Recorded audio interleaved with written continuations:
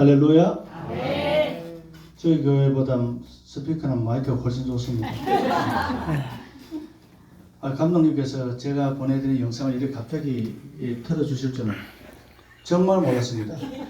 좀 깜짝 놀라게 하지 마십시오. 안 그래도 지금 떨려가지고 지금 힘든데. 앞서서 봤던 그 보석 같은 현상, 저도 처음 경험했어요. 그런데 그 주인공이 이 자리에 계십니다, 또.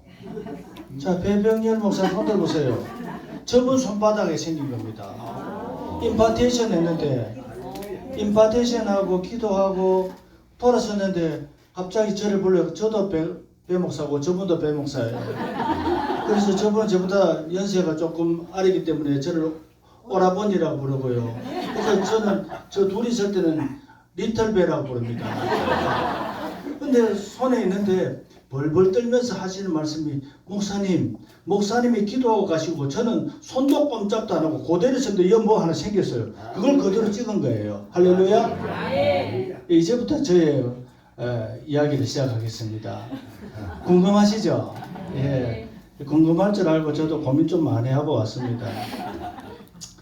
저는 원래 만으로 63세입니다. 저는 목회를 몇 살에 시작했냐면은 그때 옛날에는 원래부터 뭐 만으로 이제 시작하는데 옛날에는 많이 아니고 우리나라 나이로 그냥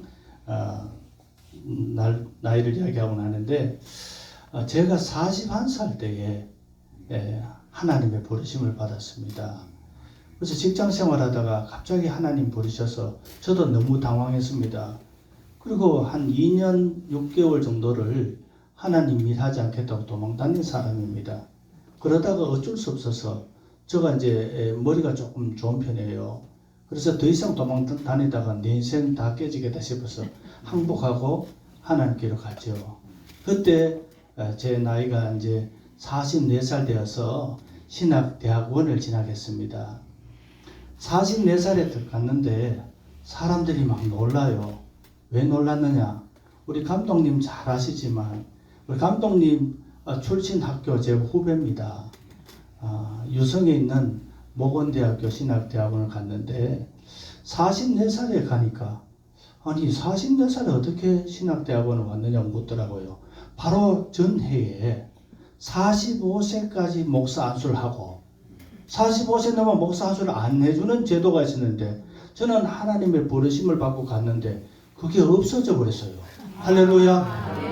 저는 아무것도 모르고 가르쳐서 갔는데 그게 없어졌다는 거예요. 그런데 저하고 동갑내기가 서이나 더 왔어요. 44살짜리 너희가 뭉쳐가지고 늘 같이 돌아다니는데 저는 아무것도 모르고 갔는데 그 연수가 없어졌더라고요. 그래서 신학교에서 나름 열심히 공부했습니다. 그런데 공부하기 전에 제가 하나님께 세 가지를 요구했었습니다. 첫 번째는 뭐냐? 나이가 많은 관계로 장학금 받는 것은 정말로 힘들 것 같습니다. 하나님.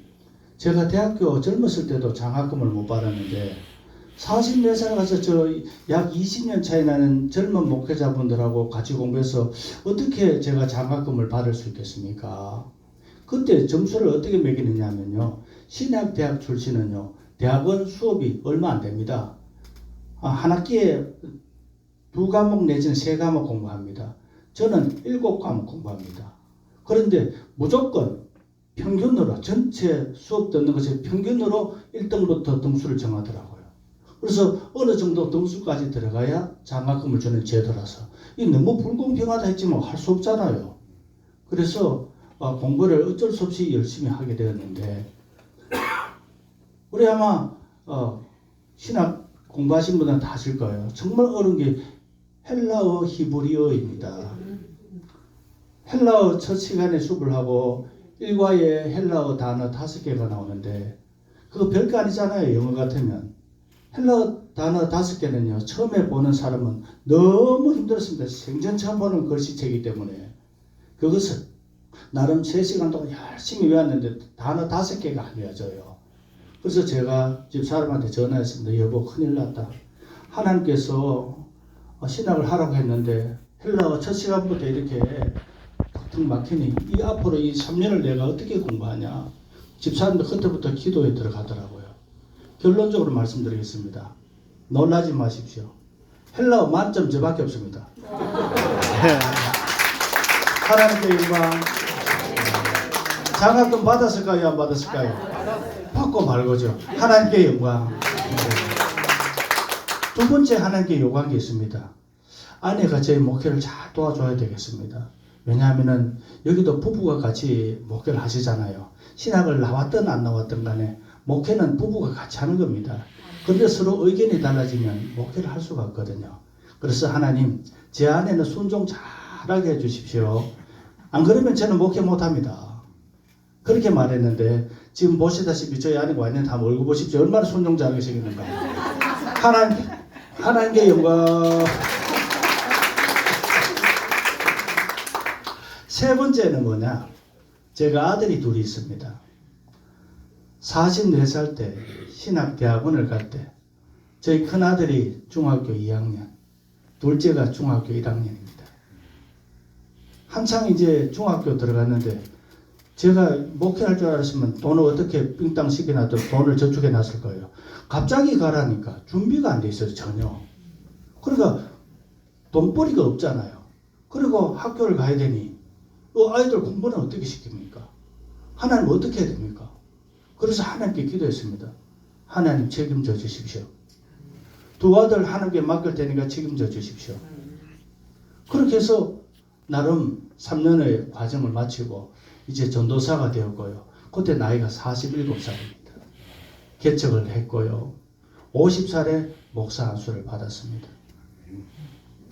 그런데 우리 큰 아들은 포항에 있는 한동대학교에 수시로 경영경제학부에 들어갔습니다. 지금 큰 아들은 저의 후배입니다. 모건대학교 신학대학원을 졸업했고 전체 2등으로 졸업해가지고 남부연예 감독상을 받았습니다. 할렐루야. 우리 남부연예 감독님이 얼마나 좋으신 감독님이냐면은 1등은 이사장상이던데 이사장은 그냥 상장만 주더라고요. 그런데 우리 감독님 김동현 감독님이십니다. 그분은 아들에게 살짝 말하더랍니다. 상장 밑에 지가 봉투 이어놨다 그러더라고요. 그래서 공식이 아닌 비공식적으로 봉투를 받았는데 집에 와서 헤아려 보니까 여기에 10장 들어있습니다. 얼마나 행복했는지 모릅니다. 그런데 문제는 둘째 아들입니다. 둘째 아들은 이과입니다. 그런데 나름 큰아들보다 공부는 다 열심히 했고 또 나름 성적도 좋았는데 시험만 치면 그 잘하는 최고로 잘하는 수학이 꽝이에요. 수학은 1등급 중에서도 상위 1% 안에 드는 성적인데 수 2를 보통 모의고사 치면 4번 1년에 치는데 2번을 만점 받습니다. 그런 아이가 시험만 치면 수능만 치면 꽝이에요.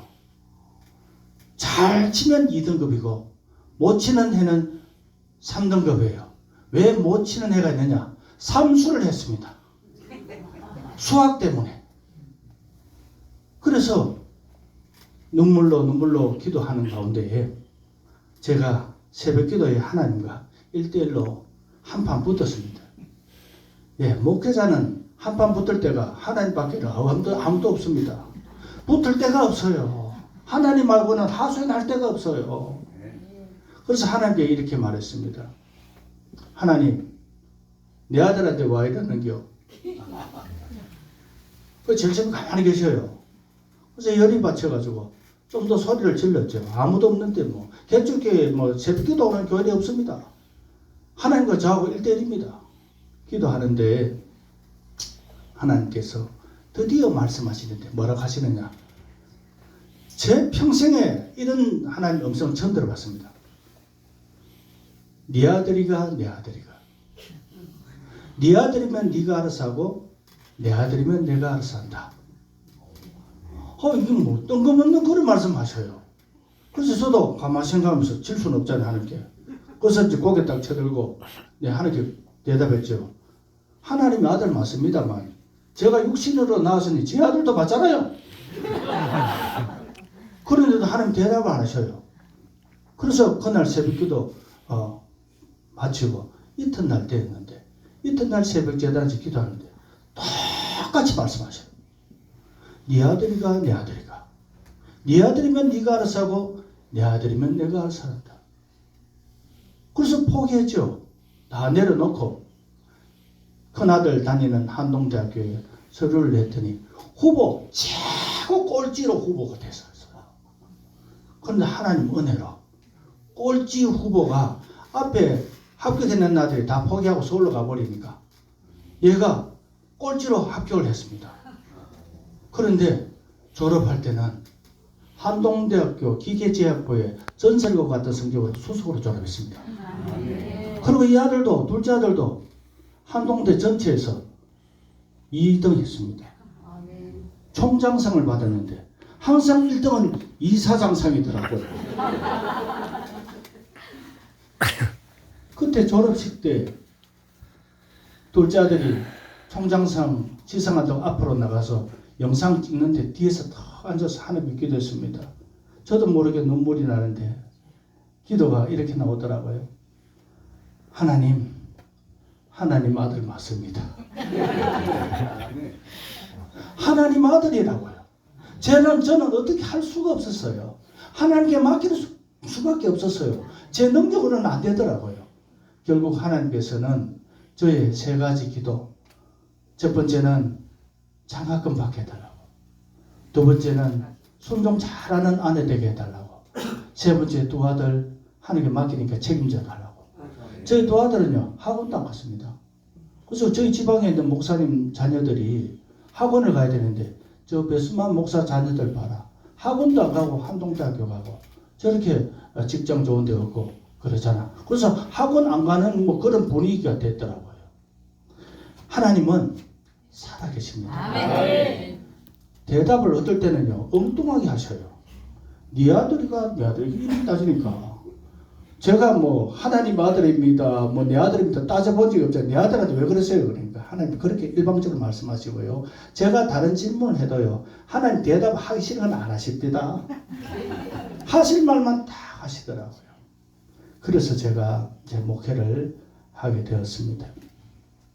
그러다가 이제 우리 안성철 감독님을 처음 만나게 된 것이 저희 지방은 대구 지방입니다. 대구 지방 신년연합 부흥성회를 했었는데 정확한 횟수는 모르겠지만 11년이나 12년 전입니다. 제가 개척한 지 얼마 안 되었을 때입니다.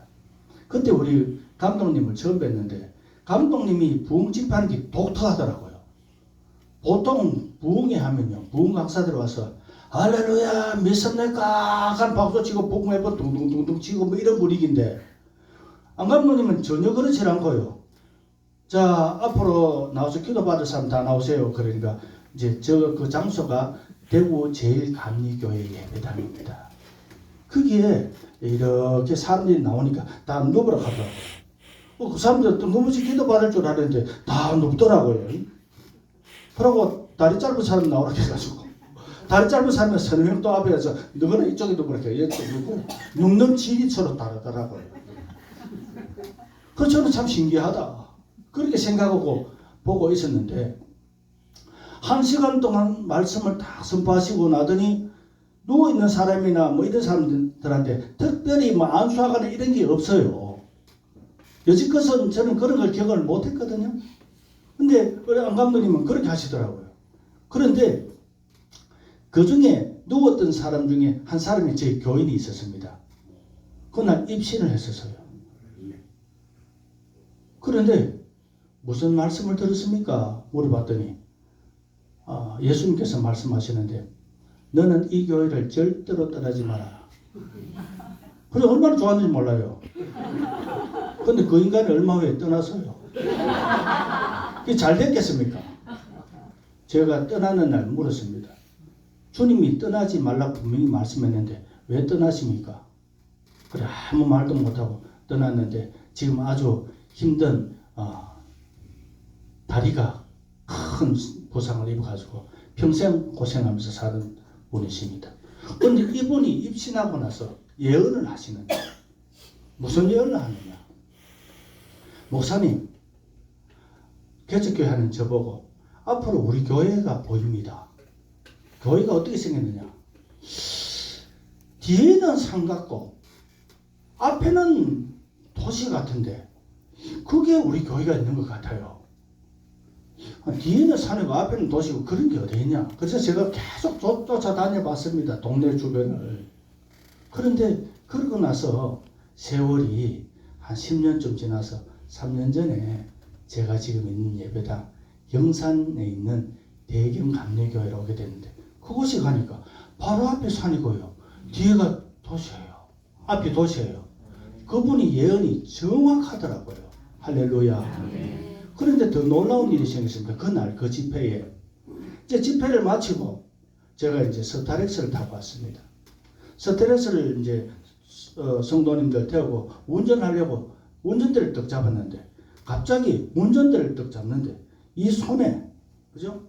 이쪽 손에 죄송합니다. 정확한 용어가 있지만 이해를 돕기 위해서 말씀하겠습니다. 금가루가 확 벌어져 있어요. 금가루는 보통 지금도 금가루 떨어지면 한 개, 두 개 떨어지면 그거 가지고 벌벌벌 떨면서 금가루 딱 하고 막 떨고 막 사진 찍고 이렇게 합니다. 그런데 저는 처음이었거든, 그런 경험이. 그게 뭔지를 몰랐습니다. 이 왼쪽 손에 엄지손가락 그 두 번째 손가락 가운데 전체가 완전 금으로 도배를 해놨더라고. 그래갖고 깜짝 놀라 이게 뭔가 싶어서 막 문댔어요. 몰라가지고. 감독님 진짜 가르쳐 주시지. 몰라가지고 막 이걸 문댔어요. 떨어지라고. 안 떨어지대요 그게. 그러고 나서 왜 안 떨어지지 하고 이 손가락 봤는데 여기도 동일하게 오른쪽에도 똑같이 금가루들이 확 부러져 있어요. 양쪽 손을 아무리 문대도 떨어지질 않아요. 그러니까 어쩔 수 없지 뭐. 그리고 이제 운전을 하려고 이제 운전대를 다시 잡았는데 제 이제 조수석 대시보드 안에 보면 사물함 있지 않습니까? 사물함에 제가 까만색 지갑을 넣어놨어요. 헌금하려고 헌금은 꺼내놓고 지갑은 거기에 넣어놨었거든요. 그래서 사물함을 턱 열었는데 까만 지갑을 턱 꺼내보니까 동일하게 금가루가 지갑에 확 부러져 있어요. 확 부러져 있더라니까요. 예, 제가 이제 60 넘으니까 쇼맨십도 좀 생기게 돼. 확 부러져 있더라고요. 사실은 이곳에 제가 아시는 분들이 꽤 많이 계십니다. 예, 제가 영주에 한 달에 한 번씩 집회하러 오거든요. 예, 감독님 몰래 그렇게 다니고 있습니다. 저희 교회에서도 집회하고요. 영주에서도 집회하고요. 그래서 한 달 4주 중에 4주 중에 2주는 그렇게 집회를 하고 있습니다. 그래서 예, 아시는 얼굴들이 좀 많이 계셔요. 예, 제가 들은 걸 몰라가지고 이렇게 하더라고요. 그런데 지갑에 금가루가 확 부러져 있어요. 이건 정말로 이해가 안 되는 부분이에요. 이해가. 차 안에 조수석 사물함 안에 넣어놓은 지갑에 그게 어떻게 떨어져요? 양손은 뭐 어쩌다 제가 뭐 다른 사람 옷을 한번 비비다든가 그럴 수가 있는데 이 사물함에 들어있는 지갑에 어떻게 금가루가 한두 개 떨어졌으면 제가 발견을 못했을 거예요. 확 부러졌다는 거예요. 예. 이옥순 권사님이십니까? 전도사님이십니까? 예, 복 많이 받으세요. 그래서 저는 생각했습니다. 그때는 몰랐는데 지금만 생각해보니 보통 사람들이 예언을 하잖아요. 그런데 감독님 집회에서 그 금가루를 광채 현상이라고 나중에 우리 감독님 저에게 지도해 주셔서요. 이제부터는 광채 현상이라고 말씀드리겠습니다. 그때는 광채가 뭔지 뭐 몰랐어요. 아무것도 몰랐어요. 막 그게 붙었는 게 안 떨어진다고 막 비비고 문대고 그랬으니까요. 근데 시간이 지나니까 싹 사라지대요. 다른 분들은 은사 받고 이러면은 앞에서 예언해 주시잖아요. 그래서 제가 무슨 일이 일어날 것을 예언의 말씀을 듣고 미래를 소망하고 살아가는데 이 광채 현상이 저희 미래를 말하더라고요. 왼손과 오른손에 광채 현상이 확 부러졌다는 거예요. 뭐예요? 능력 주신다는 거 아니에요. 하나님께서 능력 주신다는 거 아니에요. 양손에 능력 주신다는 말씀 아닙니까? 지갑에 확 부러졌습니다. 뭡니까? 예, 물건을 허락해 준다는 뜻 아닙니까? 근데 그 여인이 지금 이루어졌을까요? 안 됐을까요? 예, 앞서서 우리 김영태 장로님 영상 보셨죠? 그거 제가 찍은 겁니다. 할렐루야 하고 제가 말한 거고요. 제가 유도해서 그분한테 이렇게 대답하도록 했는데 그분이 말주변이 별로 없어요. 경상도 사람은 말주변이 별로 없어요. 그분은 안강 분인데 경상까지 그날 오셨고 그런 은혜를 체험하게 된 것입니다. 그런데 사실은 이 스토리가 제가 오래전부터 돌아갑니다. 감독님 만나서 그때 그 광채 현상을 체험한 것이 11년 전인가 12년 전인데 한 8년 전쯤에 저희 교회 여자 권사님 어머니가 요양원에 계시는데 기도 좀 해달라는 거예요. 그래서 어머니를 본 적이 없어요. 그래서 기도해달라고 해서 요양원에 갔는데 요양원에 누워 계셔요. 제대로 일어나지도 못하고. 이유는 뭐냐? 파킨슨이 너무 심한 거예요. 제가 흉내 한번 내도 괜찮겠습니까? 보기 흉하더라도 양해를 구하겠습니다. 누워서 있는데요. 와와와와와 그래요. 누워 계신데 주체를 못하는 거예요. 그리고 밥을 먹으려니까 이 손이 떨어가지고 입까지 도는데 난리 분대요. 그런데 저도 모르게 정말로 목회자 양심으로 참 긍휼의 마음으로 이렇게 해주면 좋겠는데 그게 아니고 왜 그래 꼴보기 싫은데만 몰라요. 너무 꼴보기 아우아우아우 야 정말 꼴보기 싫다 싶어서 막 제가 이 손으로 턱주발을 탁 잡고 탁 쳐올려버리십니다. 그냥 저는 뭐 이렇게 해서 뭐 파킨슨 병이 나을지어다 뭐 그런 것도 아니고 그대로 꼴보기 싫으니까 막 턱주발을 탁 잡고 쳐올려버렸어요. 그러니까 쳐올리니까요 우와우와우와 그러니까 막 더 꼴보기 싫으니까 더 팍 쳐올려버렸죠. 그때부터 지금까지 깨끗합니다. 할렐루야. 그러니까 이번에 파킨슨 병은 두 번째 치유된 역사적 사건이에요. 8년 전에 그분이 굉장히 심했어요. 그분. 지금까지 연세가 88세인데 건강하십니다. 교회를 안 다녀서 문제지. 그렇게 하나님께서 역사하시고 오늘 우리 안 감독님하고 같은 친족분이라고 하시는 저 우리 또 안 목사님을 제가 5년 전에 만나게 되었습니다. 그때 저는 이 은사에 대해서 별 관심도 없었을 때예요. 우리 저 안 목사님이 아주 영안이 밝으시고 능력이 많으십니다. 하나님께서 저분은 안성하 목사님이시고 우리 감독님은 안성철 감독님이시고 둘이 나중에 한번 족보 한번 끝까지 가서 보십시오. 저분 만나서 저분이 저를 많이 이렇게 영이 열리도록 도와주시고 인도해 주셔서요. 그래서 지금까지 와서 같이 집회를 하는 중에 2주 전에 그 김영태 장로님 파킨슨 병도 우리 함께 동력해서 치유했었습니다. 장소는 바로 저희 교회입니다. 네. 그래서 하나님께서 저를 사용해 주셨습니다.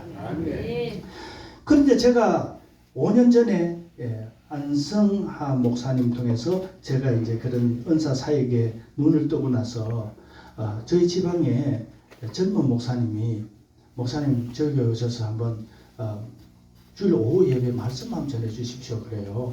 그래서 오후 예배 참석하고 저도 모르게 용기가 나가지고 이런 이야기를 했습니다. 말씀 끝나시고 마치고 나서 행여 우리 성도님들 중에 기도받기를 원하시는 분 있으면 나오십시오 그랬어요. 한 번도 안 해봤는데 아무튼 제가 좀 용기 있게 생겼죠. 그랬더니 7분이 나와요. 교회는 한 25분 되는데 7분이 나오는데 그 교회 원로 목사님과 원로 목사님 사모님하고 성도님들하고 7분이 나오시는데 제일 먼저 순서가 어른이 제일 먼저잖아요. 그래서 저는 사역을요 눕혀서 하거든요. 눕혀서 이리 나오시라고. 그래서 원로 목사님은 눕혔습니다. 그리고 저는 영이 아직 어두워서 잘 몰라요. 그래서 묻습니다. 어디가 아픈데요? 우리 안성하 목사님은 말씀 안 하셔도 어디가 아픈지 다 아셔요. 저는 어디가 아픈지를 몰라. 그러면서 어디가 아픈데요? 그랬더니 위가 아프대요. 그래서 누우십시오. 위에 손을 얹고 기도하겠습니다. 위에 손을 떡 얹는데 제일 앞자리에 원로 목사님 사모님이 앉아 계셨어요. 제가 우리 목사님 기도하는데 갑자기 사모님이 꽥하게 기어 팍 나가셔요. 얼마나 제가 놀랐겠습니까? 그러나 놀란 척하면 절대로 안 됩니다.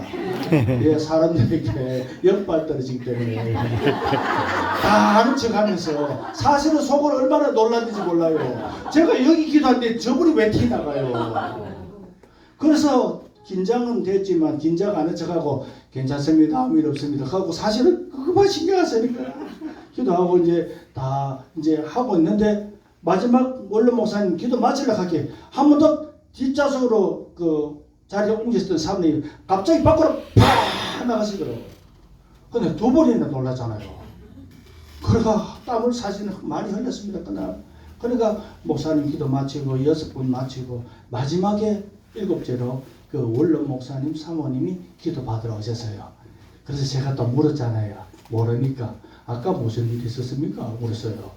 그러니까 사모님이 아니 남편 목사님 안수한다고 손 얹었는데 갑자기 나에게 불이 팍 떨어지더라는 거예요. 제가 이것도 몰라서 우리 안성환 목사님한테 물었잖아요. 처음이거든 그런 경험이. 아니 여기 기도하는데 왜 저기 떨어져요? 그런 경우가 허다하답니다. 성령님 마음대로 하시기 때문에 제 마음대로 되는 게 아닙니다. 그 두 번째도 똑같이 두 번째 불이 팍 떨어지는데 화장실을 뛰어가서 그렇게 숨을 몰아쉬고 들어오셨더라고요. 그러면서 말씀하시는데 사실은 위암이라고 그 병원에서 말해서 조직 검사를 해놓고 기다리고 있었답니다. 그래서 나중에 세월이 지나서 어떻게 됐느냐 물어봤더니 할렐루야 깨끗하게 치유받았다고 소식이 들었습니다. 할렐루야. 그렇게 이제 일이 진행이 되었어요. 그러고 나서 이제 제가 개척교회하고 지하실에서 또 이제 한 2년 동안 했는데 지방 여성교회에서 저 교회 가난한 교회라고 그래 이제 방문하셔서 헌금도 좀 해주시고 그랬는데 여성교회 성도 저 회원들이 한 20명 오셨어요. 그래서 또 좀 용기 있게 말했잖아요. 기도 받을 사람들로 줄 서시오. 또 여자분들은 기도 받는 데는 굉장히 용감하게 다 줄 서 있더라고요. 남자들은 잘 와서 믿어요. 남자는 눈치 보고 쭈삣쭈삣하는데 여자분들은요. 다 줄 서요. 그래서 바쁘잖아요. 20명 언제 다 해줘요. 어디 아파요? 대부분이 위장이에요.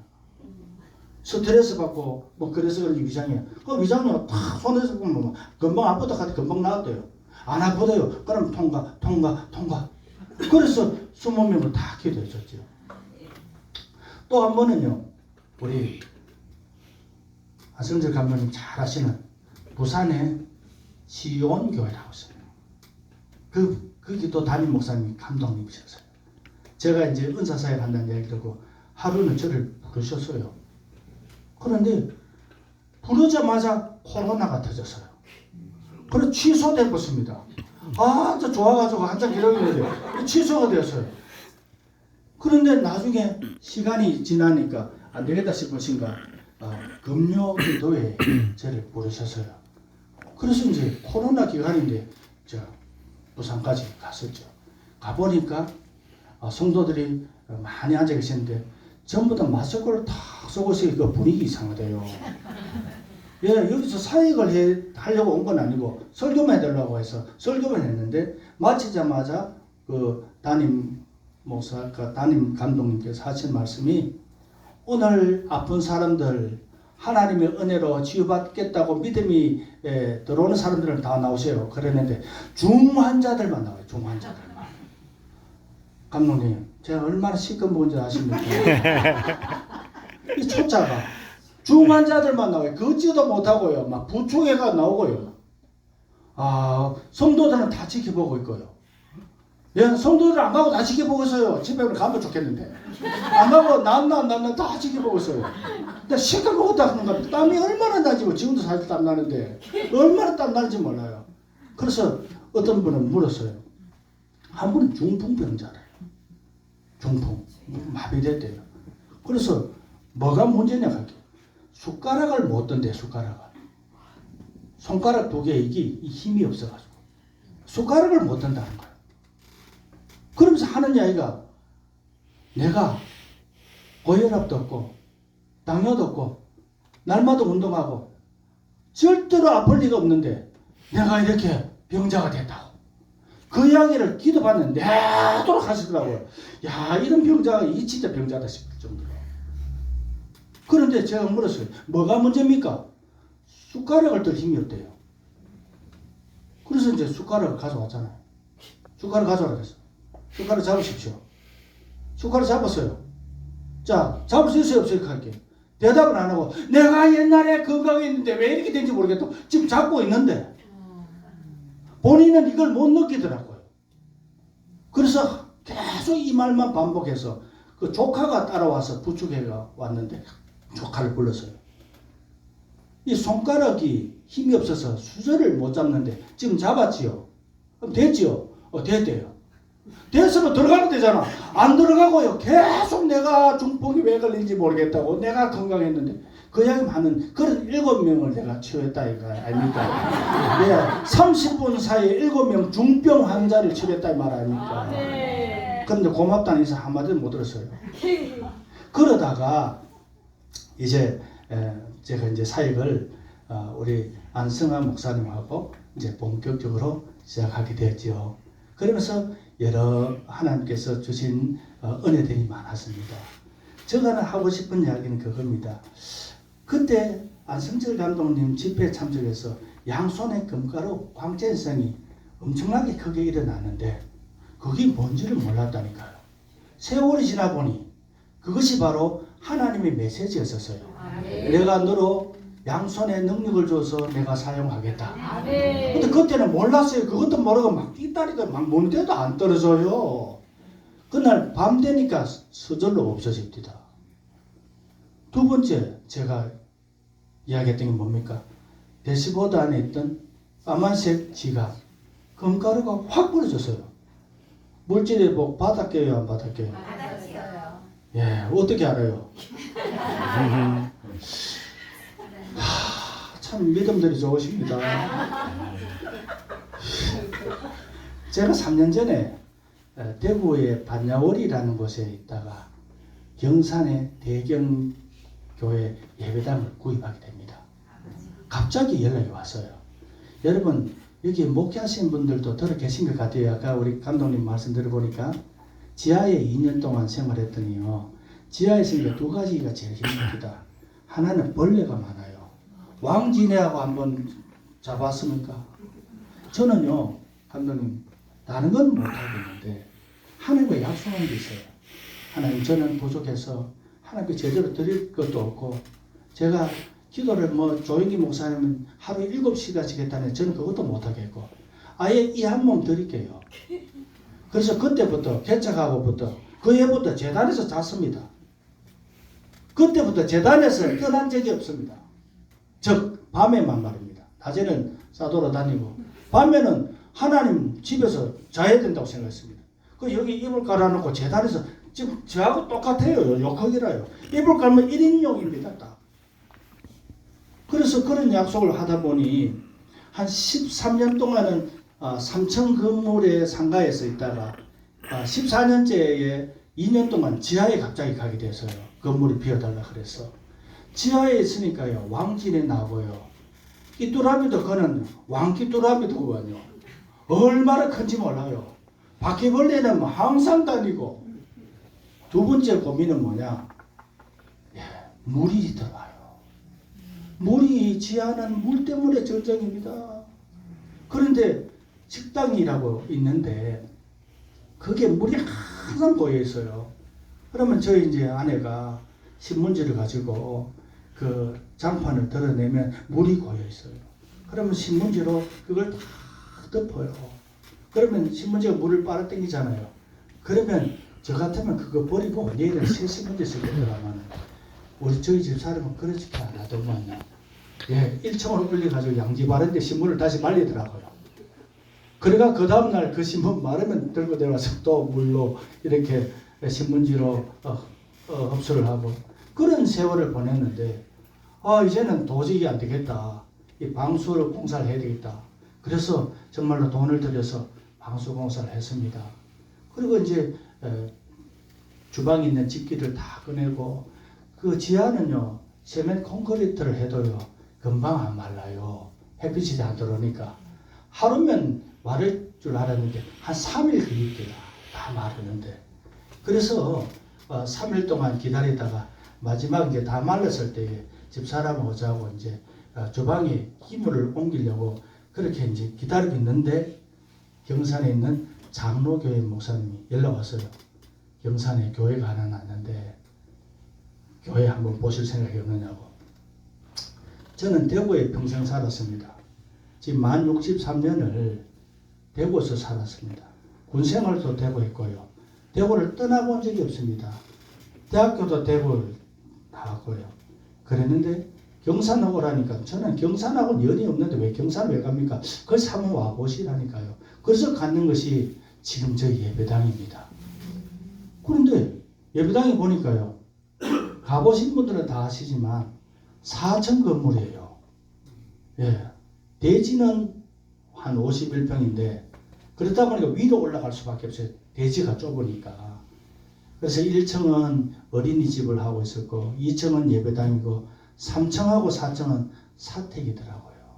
그래서 그것을 마음에는 드는데 제가 어떻게 뭐 돈이 없잖아요.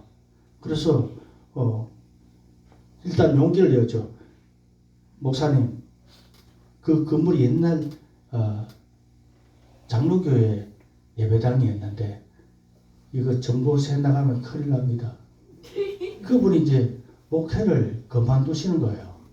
그리고 이제 그 건물이 개인 건물이에요. 그래서 개인 건물인데 그 건물을 이제 매각을 할 수밖에 없죠. 그런데 다른 사람들이 사람들을 많이 왔는데 자기 양심상 이거는 교회에 매각해야 되지 다른 용도는 안 된다. 그래서 여러 목사님들이 다녀갔는데 다 마음에 드는데 다음에 오겠습니다 하고 아무도 안 들어갑니다. 그래서 제가 가서 용기 있게 또 말했습니다. 예, 계약하시죠. 그랬더니 저는 계약은 필요 없습니다. 돈만 들고 오시면 됩니다. 그러더라고요. 이유는 많은 목사님들이 다 그렇게 말하면 돈 안 들고 오더라는 거죠. 그래서 돈만 들고 오면 되는데 제가 그날이 언제냐? 제 바로 환갑날입니다. 예. 2020년 8월 29일이 제 환갑날인데 그 계약한 날이 8월 28일이에요. 그때 제 둘째 아들이 제 환갑이라고 여름 휴가를 맞아서 왔어요. 돈이 없어서 주여 어떻게 하면 좋습니까? 그런데 갑자기 둘째 아들이 보이는 거예요. 둘째 아들 한동대학교 수석 졸업했겠죠? 그래서 대기업 갔습니다. 그래서 야 대기업 아들 이리 와. 대기업이지 대출 받아. 대출이 되더구만요. 대기업. 그래서 졸지에 돈도 없는 제가 아들 능력으로 교회를 사고 나머지는 전부 다 교회 담보대출로 그렇게 빚을 져가면서 예배당을 구입하게 됐습니다. 할렐루야.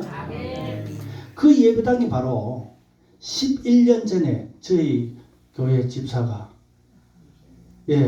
안성철 감독님 집회 때 입신해가지고 저희 교회 환상을 보여주고 말했던 바로 그 교회입니다. 엄청 놀라운 일이죠. 그것은 지나고 나니까 놀라운 일이지 그 당시는 그게 뭔지를 몰랐어요. 근데 지나가 보니까 그때 그 예언이 그대로 이루어진 거예요. 거기다가 저희 둘째가 그 대출을 받아줬을 뿐만 아니라 제가 아들들한테는 그렇게 가르쳤습니다. 너희들 11조는 정확하게 해야 된다. 하나님께 11조 반드시 해라. 두 번째, 부모님께 11조도 반드시 해라. 왜냐면 제가 못 먹고 사니까. 대기업 아들 등 좀 쳐먹어야 될 거 아닙니까? 그래서 그때부터 저희 자식들은 12조를 합니다. 그런데 하나님께서 12조 해도요 경제적으로 전혀 어렵지 않도록 다 만들어 주시더구만요. 할렐루야. 그리고 반드시 해야 될 것이 있다. 첫 봉급은 첫 열매는 하나님께 다 갖다 바쳐라. 그래야 제가 먹고 살잖아요. 웃자고 했던 말이지만 저희들은 그렇게 가르쳤습니다. 첫 열매는 하나님께 다 드려라. 지금 제 큰 아들도 이제 수련 목회자를 준비하고 있습니다. 1월달에 합격을 하게 되면 네가 어느 교회 갈지 모르겠지만 첫 봉급은 무조건 첫 열매다. 하나님께 올려드려라. 그렇게 가르치고 있습니다. 그런데 이 아들이 둘째가 12조를 해서 저희 교회 재정을 돕는데 갑자기 자기 형이 갈등을 많이 했어요. 주의 종이 되어야 된다는데 자기 아버지 목회하는 거 보니 나는 아버지 같은 목회 같으면 난 절대로 목회자 되기 싫습니다. 교인들이 징그럽답니다. 예, 개척교회 해보세요. 교회 뜯어모르고 먹으지. 정말 교회에 헌신할 사람은 거의 없습니다. 그러니까 그런 사람들 품고 하는 거예요. 죄송합니다. 행여 이 자리에 그런 분들이 계실는지 모르겠지만 양해를 구하겠습니다. 정말 그랬었어요.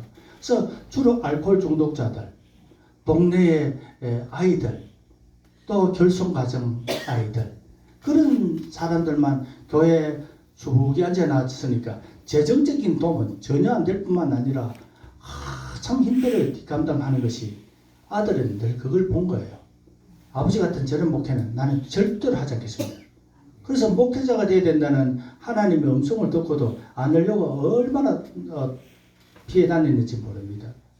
그 아들이 결국은 여러 해를 방황하다가 뒤늦게 신학대학원을 저처럼 좀 늦게 가게 되었습니다. 그랬더니 둘째가 그 소식을 듣더니 눈물을 흘리면서 하는 말이 형 등록금 3년 동안 등록금은 내가 감당할게. 얼마나 아들이 고마운지 그렇게 말했습니다. 너는 너의 애비 일이지만 12조를 함으로 교회를 지금 세워주고 있고 너의 형의 일이지만 한 목회자를 세워주고 있구나. 하나님께서 주실 축복이 내게 엄청날 것이다. 그렇게 아들을 축복했답니다. 지금은 하나님께서 재정적인 복을 부어주셔서 많이 일어섰습니다.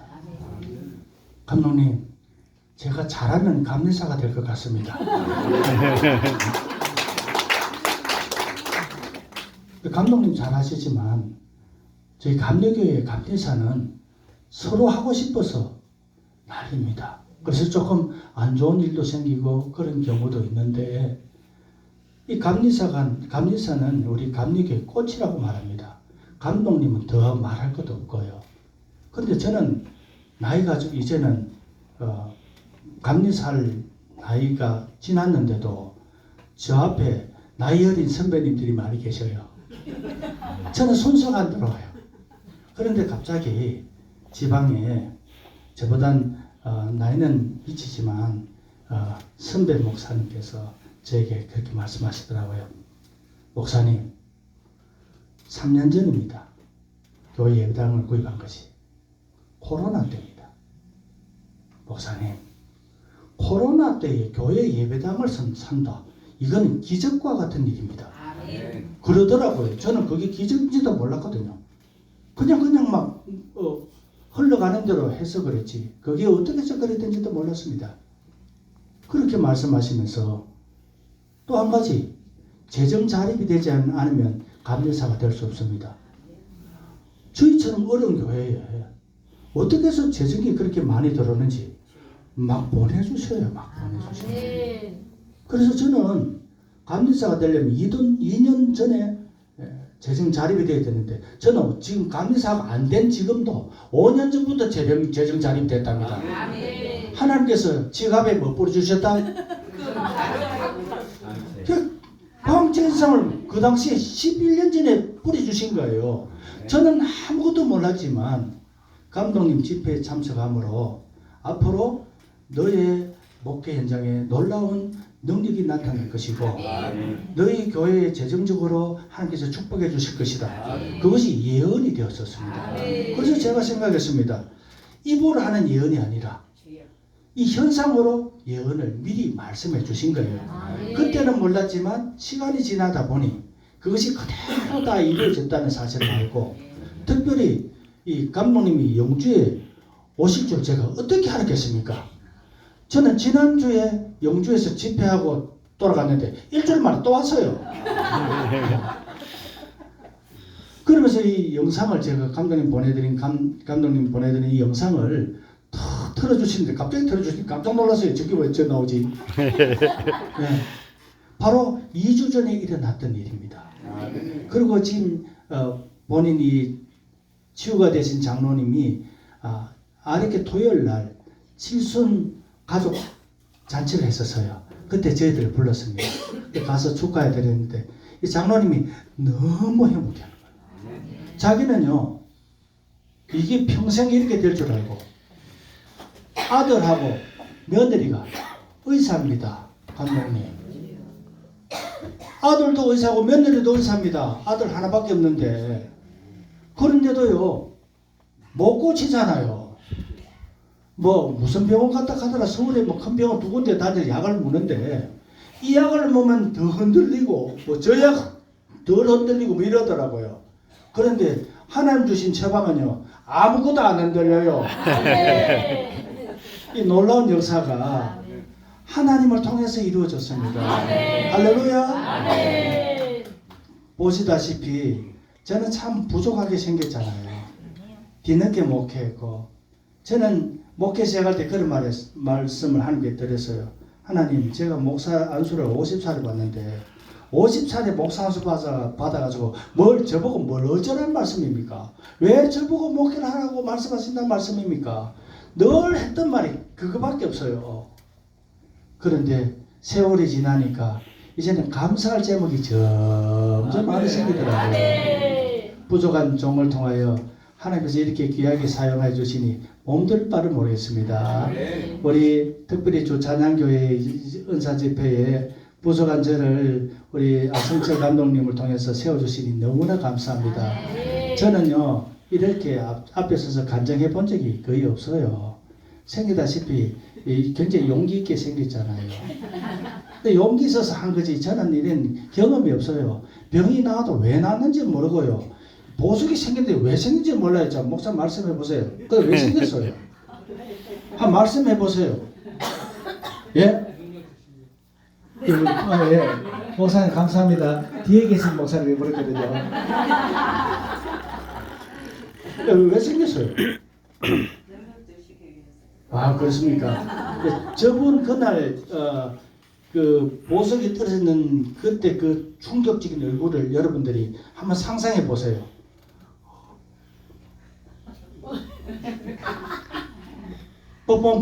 목사님 기도하고 가시고요. 제가 손을 조금 더 안 움직이고요. 그대로 있는데 이게 뭐 생겼어요? 얼마나 놀랐겠어요. 저도 사실 놀랐지만 별로 안 놀란 척 했습니다. 디기담대하고 능기 있는 줄 알고. 오늘 부족하지만 제 간증을 들어주셔서 너무나 감사합니다. 모든 영광은 하나님께 돌려드리겠습니다.